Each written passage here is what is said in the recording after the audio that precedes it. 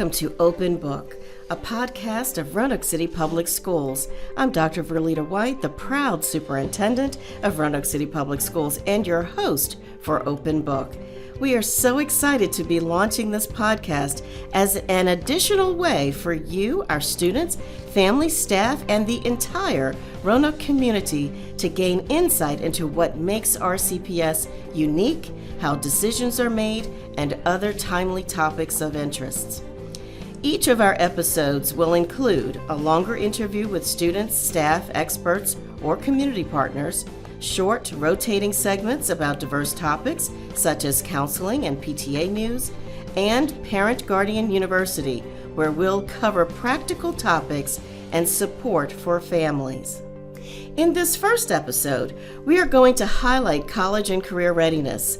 We will also talk with our adult education partners, and we will learn some helpful tips regarding college applications and applying for financial aid. But first, in Roanoke City Public Schools, we are making sure our students graduate with both a diploma and a rich resume of skills and experiences that will benefit them for a lifetime. Joining me today are our Assistant Superintendent of Student Services, Mrs. Hayley Poland, and our Director of Career and Technical Education, Kathy Duncan. Mrs. Poland, Ms. Duncan, welcome to our first episode of Open Book. You are our first guest, and so I'm just so happy to have you here. Welcome. Thank you for having us. Absolutely. Thank you, Dr. White. There's so much that we could talk about when it comes to preparing our students for college and the workforce. But today, I really want us to dig into the opportunities available for students right now while they're in school to prepare for college and the workforce. Top of mind right now, for instance, many of us now understand the Charles W. Day Technical Education Center, which will open in January adjacent to William Fleming High School in the former Ruffner Middle School.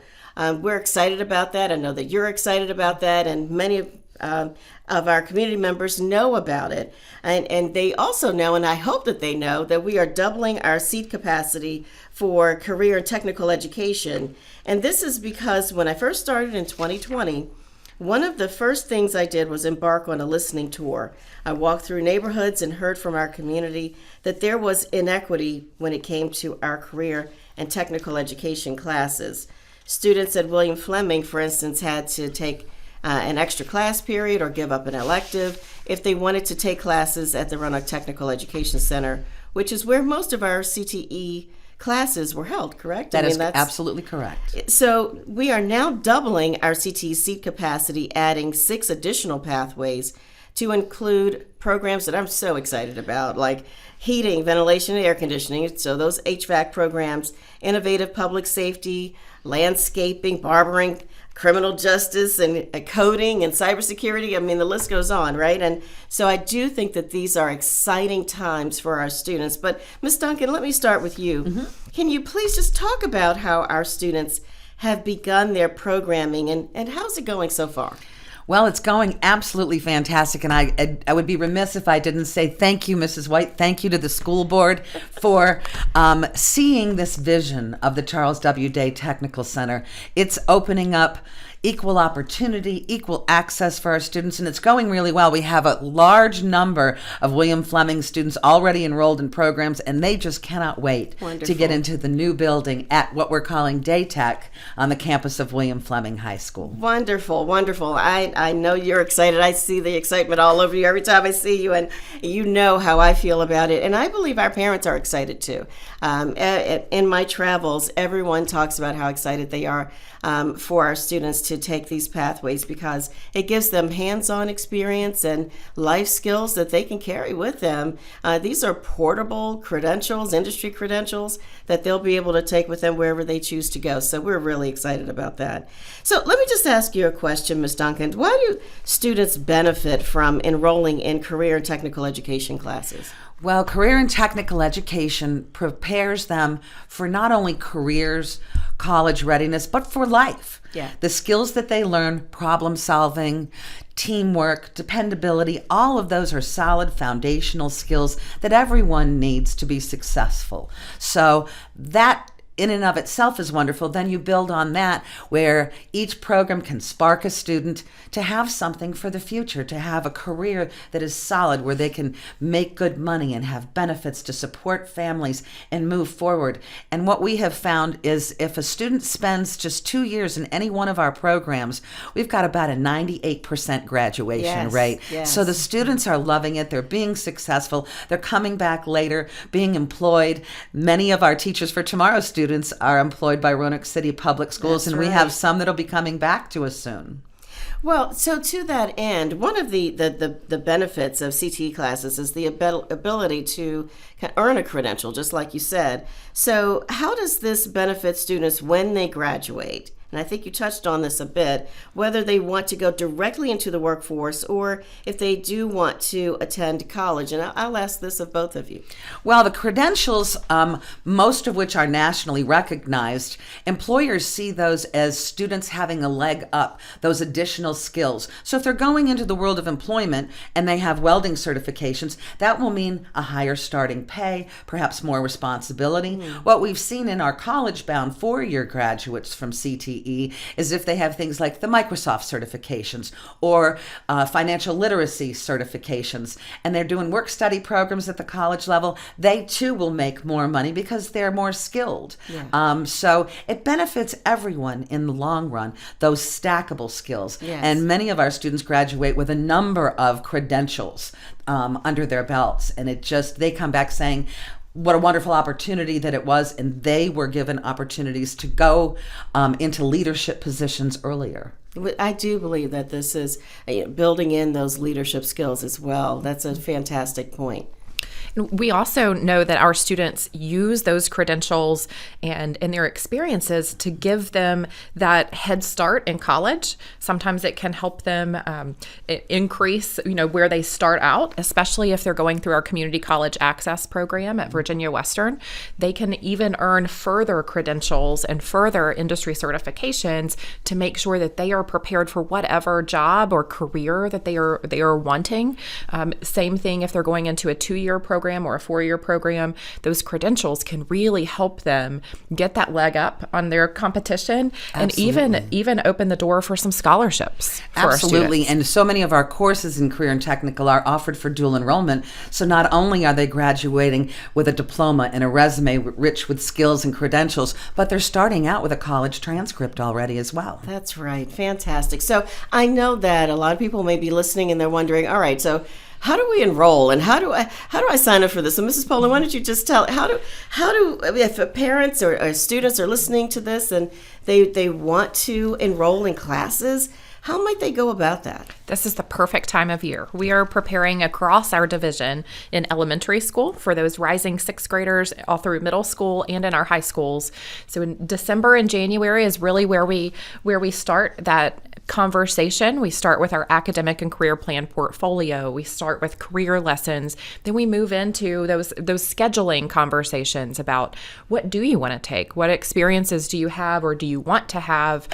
And looking at different career opportunities and making sure that our colleges and our universities, those courses that our students take now, that they will prepare them for their next phase of life. So make sure that you're talking to your school counselor, that you're participating in those college and career lessons, and that you're completing your academic and career plan portfolio. And we want our families to engage in that as well. So we have welcome nights and rising 6th grade parent nights and rising 9th grade parent nights and elective fairs. All of those things are coming up in December and January. So we really want you to touch base with your school and talk with your school counselor about registration. Well, and I do want our parents and community members to know that in the Roanoke Valley, we have several low or no-cost opportunities for students who are interested in attending college, such as Virginia Western's Community College Access Program, which is what we call CCAP, and Hollins University's Hope Scholarship. I mean, talk a little bit more about those low or no-cost options for our students. Yeah, we work directly with our students and with our 2- and 4-year partners, university partners, to make sure that our students have all barriers possibly removed. So we work with them on FAFSA to complete that free application for financial aid financial scholarships and aid. But we work directly with RoTech, the partners that we have with Virginia Western. So our students don't necessarily have to go into a 2-year degree seeking program for CCAP. They can enter into a welding program or getting a master certification in automotive, anything through the workforce development and career program at Virginia Western, but those courses also transfer and they translate into a 4-year university. We also bring in folks like Roanoke College and Hollins University and Ferrum to make sure our students know those opportunities where they can go to school almost for free. So we will support and work with the financial aid offices at the 2- and 4-year universities to bridge that gap and to give them additional information. I was going to say, if I'm a parent listening and I want additional information, for instance, I need to know the requirements for my kids to qualify for this kind of low or no cost option, where do I turn if I need additional information? Start with your school counselor. Your child's school counselor is that first person. And really, we as school counselors, we work to build and to bridge those gaps and to assist with the college applications, with doing resume building, with creating maybe it's an essay writing, but also working with that financial aid piece. And we do have some really great opportunities coming up even October and November for college application weeks. And so please make sure that you're checking out our website on the Roanoke City Public Schools page and also our social media. We push things out, and so we want to make sure that you know, but please make sure that you're checking early and often to our websites and especially to your school counseling pages. Fantastic. Thank you to both of you. What a wonderful, just really chock full of information, a lot of information there. So we're going to take a quick break here. When we come back, joining me will be Leah DeCosta, Regional Program Manager for Region 5 Adult Education. She will talk with us about the opportunities available for adult learners. I'm Verlita White, and you're listening to Open Book.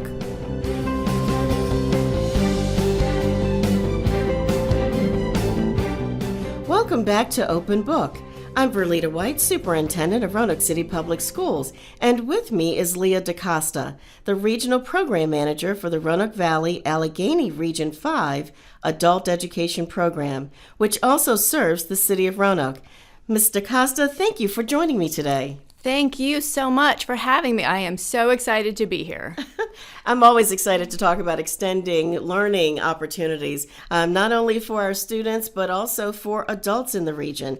It's important, I think, that to never stop learning, so no matter what age. So adult education, correct me if I'm wrong, is a program that provides anyone who is 18 or older and no longer enrolled in high school with the opportunity to earn a GED, correct? Yes, we do provide the opportunity for a GED. We also have an adult high school diploma program. They're very separate, but they both end in a high school equivalency.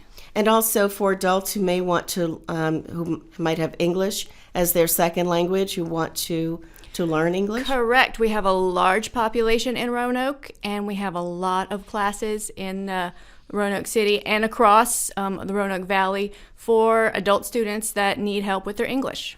So can you just tell us a little bit about adult education's mission and how you support learners of all ages? Absolutely.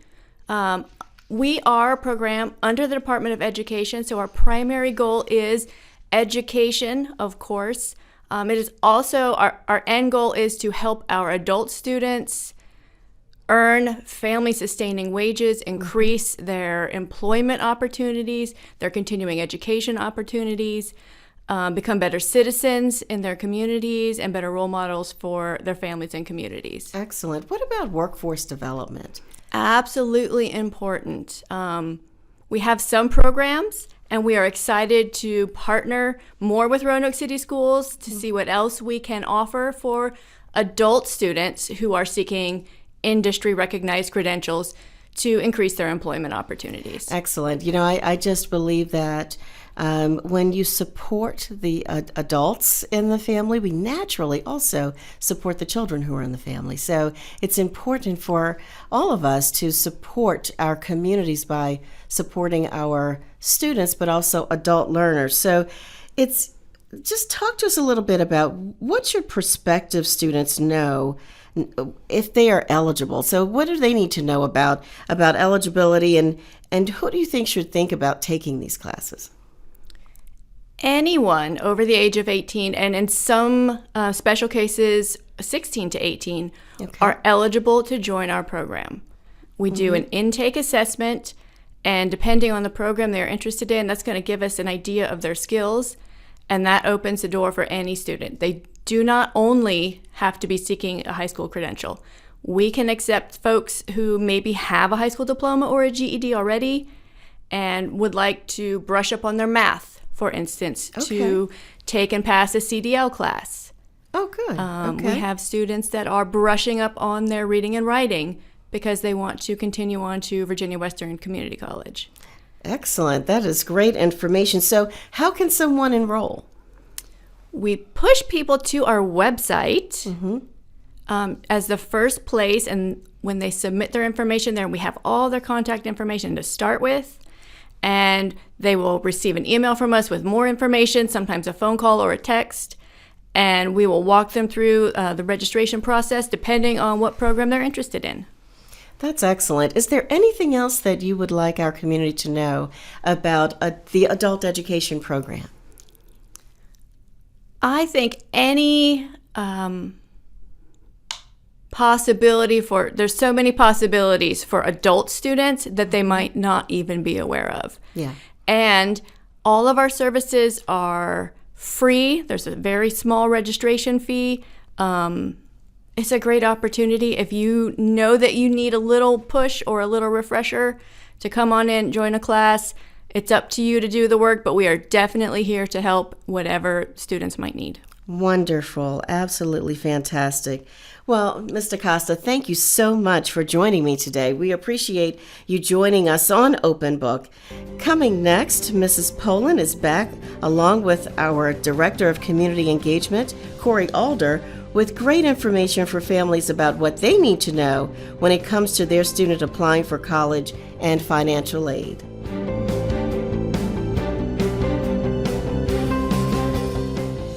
You're listening to Open Book.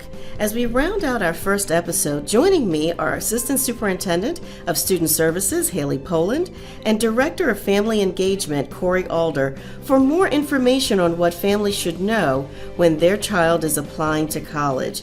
Now, as someone whose parents didn't have the opportunity to attend college, we had to find our way. We struggled a bit, right, to know the process of applying to college and what to do. I mean, I actually had to go and pay in person. I didn't know about financial aid. I was unsure. I didn't have that type of information. So, Mrs. Poland, can you just take our parents, our families through what advice do you have for families whose student might be preparing to apply for college? Tell us a little bit about the process. So we really want our students to come in and work with us in our school counseling offices. If they have questions or concerns, there is so much great opportunity and information out on the internet, but we don't want people to feel like they have to pay for anything. So if they feel like they're getting kind of bombarded with services or free scholarship applications that you have to pay for, please don't do any of that. Reach out to your school counselor, ask questions. We also can assist with fee waivers for applications to college. So please make sure that you're contacting the school counselors and that you're sitting down with them. We sit down with all of our seniors at this time of the school year to make sure that we're working through application processes. What transcripts do you need? How do you send your SAT or ACT scores? What resume do you need? Do you need an essay? Do you need assistance writing an essay? So we will help each of our students through each of those items. It is a huge process and it takes months, and then you don't hear back for months. So we really want our students to have us assist and help and answer questions. Special shout out to our counselors and to our teachers. I mean, there's a lot that goes into that college application process, and besides that, all the letters of recommendation and those kinds of things. But for our parents as well, there's a lot of information that comes in the mail. Right? You get bombarded Yes. with all of this information that comes into your mailbox, and you just don't know which way to go. So I think it's important for our parents to reach out to our school counselors to help and kind of navigate this process, because even for me as an educator, when my kids went to college, there was a lot to get through, and so I was really appreciative of my kids' teachers and counselors to help us find our way. So we talked about CCAP a little earlier. What are some of the key dates that our families should know about that opportunity? So CCAP, our Community College Access Program, we have some really great opportunities coming up in December and January for CCAP information nights. So we want all of our families to go and attend. We can assist. There's also some virtual opportunities to participate in that. So please make sure they're going to actually be hosting some at the Envision Center as well. So we want our parents and guardians and our students to attend. And then that application deadline is in February. So we want our students to have all of that information prepared. We will also assist with the FAFSA. That is a big piece of the CCAP application, is making sure that free application for federal student aid is complete. And we will work with our families to get the documents that they need and to complete that. Our community college partners at Virginia Western are wonderful to sit down with families and help them complete that process, because that is a lot. It is really daunting to think about. You open it up and you see all these pages of information that you have to complete. So we want to take away some of that anxiety and angst about completing that. So make sure that you're looking at our Facebook page and our Twitter and Instagram to see those dates and to get those on your calendar and to make plans to attend. And what do you think about, for the FAFSA, for that free application for student aid? So we might have parents who say, well, I don't think I may need that, or should I fill out that form? I think everybody should fill it out. So, what are your thoughts about that? Absolutely. It is also a place, especially at some of our four-year partners, that is actually the application for scholarships. So it is a huge piece. The Common Application is also another thing that you might hear about. But between the college application, the Common App, FAFSA, CCAP, VWCC, all these different Hope scholarships, we really want to make sure that we can assist and our families not getting overwhelmed, or our students not getting overwhelmed with the process. But please, please, please complete the FAFSA and make sure that if you need assistance, reach out. So, Mr. Allder, talk to us about how families can find out about seminars and workshops and help them through this process, and tell us more about family engagement in this college application process. Well, yes, it is quite the process and can be a little overwhelming. I'm actually a parent of a high school freshman myself, and one thing I would like to say is it's not too early to start. It's almost never too early to start. And one thing that I would recommend is that you stay connected with Roanoke City Public Schools, because that's where you'll get the most current and accurate information. As Ms. Poland just said, reach out to your school counselor. Your schools are the best first starting point. Right. We also have some information on our community engagement webpage on the Roanoke City Public Schools website, where you can see a calendar of events, and we'll keep all of the current FAFSA or application nights, seminars, workshops on that site. And also you can reach out to us at the Community Engagement Office in Roanoke City Public Schools, and we will make sure you're tapped into your schools and the most current resources. Excellent. Very good. Well, we've reached the end of our first episode of Open Book. Thank you to all of our guests joining us today to talk about college and career readiness. As a reminder, you can subscribe to this podcast on Spotify or Apple Podcasts, and you can also listen on the RCPS website. I'm Dr. Verlita White, Superintendent of Roanoke City Public Schools, and your host of Open Book. Thank you for joining us, and we'll see you next month.